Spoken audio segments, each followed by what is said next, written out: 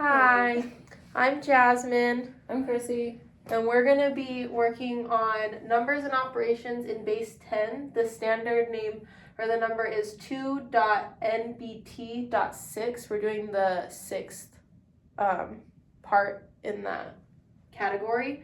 And its goal is to add up to 4 two-digit numbers using place values and property of operation. So you're going to ask who has made something with beads to give it more cultural relevance, asking students that are either from like Spanish or Navajo if they have aunties or tias that use beads in like jewelry or just counting in general. And we have some printouts of those, so like jar with its corresponding Spanish with El Taro, and bead and numbers all printed out as well. Yay. And so basically, and we took Spanish as an example, but you could use Navajo either way. But I have this place value chart over here that's all in Spanish, and then I do have the English to Spanish for the place value chart to use just with the kids for the before. The before is going to be the prior knowledge. So we're reviewing like how do you break up numbers into place value, and then how do you come back and then add them together. So I have the I do part because you want to model it, and I took 30 plus 40, and so we're gonna say okay. The teacher's going to ask, how do you break up 30? Like what's in the 10 spot? And then even, maybe you need to point for some kids. You need to look and just wait and see, kind of assess, how many of the I do's am I going to need to do. But for example, 30. You can break it up. What's in the 10 spot? 3. So there are 3 10s. What's in the 1 spot? There's the 0. So there are no 1s. And so then you go back, okay, now we're going to go to 40. How do you break up 40? Same deal. There are 4 10s, 0 1s, and then you'd be like, okay, well, let's add up the 10s. How many do you have? 3 plus 4. Some are going to use their fingers, some are going to just be able to tell you, and some maybe need the beads physically with them in group to be able to do it. But you're going to want them, the goal is to be like, yes, Miss Chrissy or whoever, do we have 7 10s and no 1s? We have 0 1, so then we come back like, what is that? 30 plus 40 is 70. So that's the goal, and then you assess as you're going for this before, like how much do I need to do for the I do. And then we do more of the we do, so it's more of, you waiting for them as the teacher to have them tell you how you're gonna break it up. So I have 42. So how do we break up 42? And then you're hoping and praying that they're helping each other to say, oh, there are 4 10s, 2 1s. Okay, let's put it up in our place value chart. And even using for our ELLs, which is Spanish is our example, decenas and unidades, you would use some of the Spanish as you're talking and trying to help them. Maybe there's a translator depending on how much support that student needs, and how much support you have in the school. And so then you have 30. Okay, we have 30. How do we break that up? There's 3 10s again and 0 1s. And then we switched it, and now we're adding another because we want to go up to 4 two-digit numbers. So you add another one on, 23. So then you ask them, okay, how do you split that up? How many are in the 10 spot? How many are in the 1 spot? So there's 2 10s and 3 1s. So then you're like, okay, well, let's add up all of our 10s.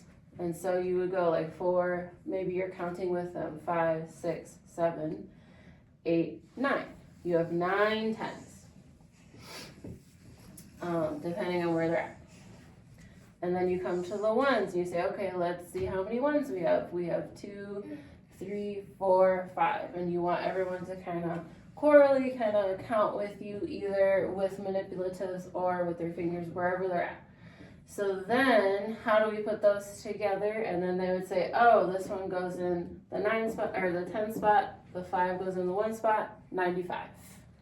And maybe you're also putting the Spanish into there, like 42, 30, 23, and then you're trying to kind of go back and forth so they are immersed in the English language, but they also have that connection to their first language. So it's not such a shock. And so then you kind of just, as you go, assess. And then also for the properties of operation, you're reminding them, okay, you are either going left to right like we read, or I always like to tell my students to stack them. So you go 30 plus 40, or 42 plus 30 plus 23, so they can clearly see that 1 spot, clearly see that 10 spot, and it's just easier for them to move it into those place values. And so, yeah, as you're going, you're making sure, assessing as you go for the before to be like, okay, what prior knowledge do they have?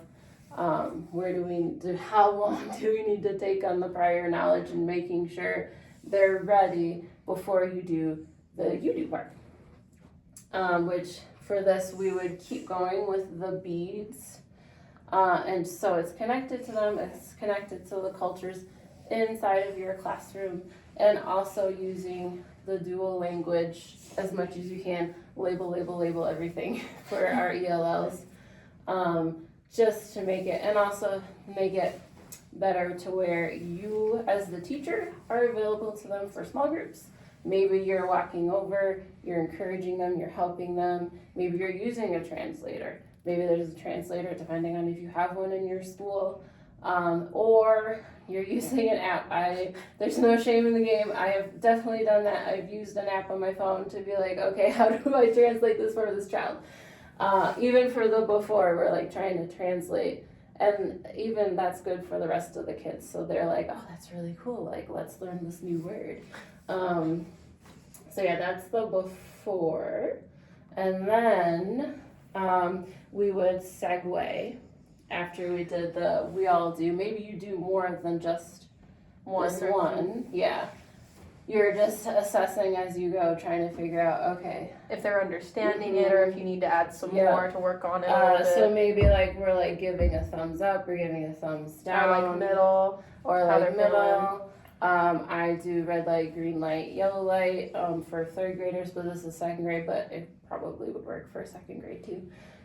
Just to gauge like, okay, we can move on, yay. We can go. How confident are you? How confident are you? And then you were like, okay, well now we can discuss what the actual project is. And so we're gonna flip you.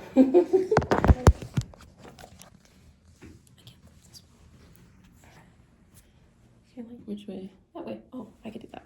Okay. Okay. So you wanna.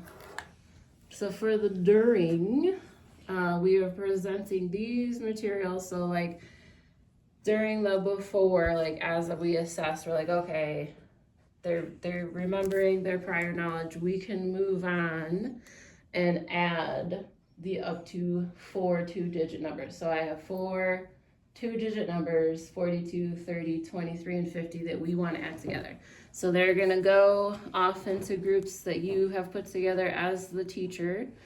I use clock partners, so like if you have a clock, then they know, oh, it's morning, we're doing math, let's say that's your core time. You're gonna remind them, hey, let's look at the clock. So you guys are this group, you guys are this group, and you're showing them where they're going around the room. But they're gonna have a place value chart. They're probably going to have numbers in Spanish and English to help our ELLs. And then they're also going to have this in Spanish, which I had on the board.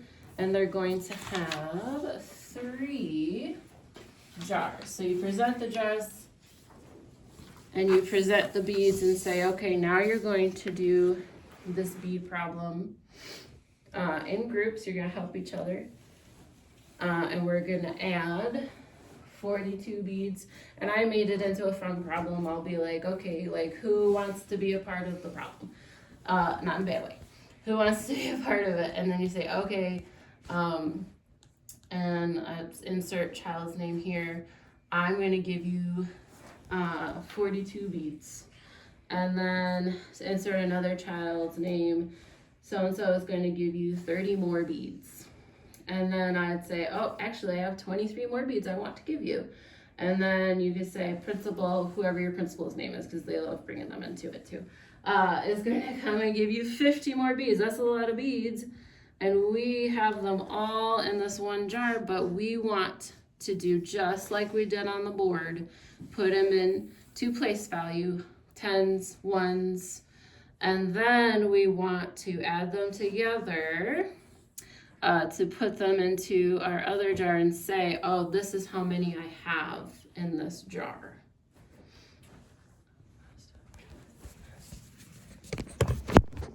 So overall, we have all the materials that are needed, and they can be given in Navajo or English or Spanish. We decided to do Spanish for this one as if we had that as an ELL child.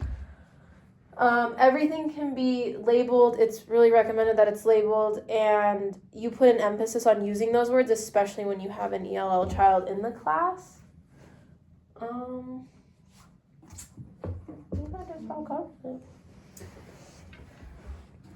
Yeah, and the before is just the prior knowledge. So really, you're assessing as you're going as the teacher, and so that's kind of in our template, just to make sure, like, if I'm here telling another teacher how to do this, I'm saying, like, you are gauging the room throughout the entire thing. So also, like, okay, I'm gonna need to go to that group. I'm gonna need to go to that group because they're kind of like. Maybe they're still like a little like, because I have a lot of kids, sometimes they'll do this to me and I'm like, okay, you mean the middle. You're like, I could probably try. You're like, I need a little bit more, but they're not a little fully bit more. So I'm going to need to go over to that group for the during, which is like a good use of your before as well. Just to see like, okay, this is where we're at right now. Okay.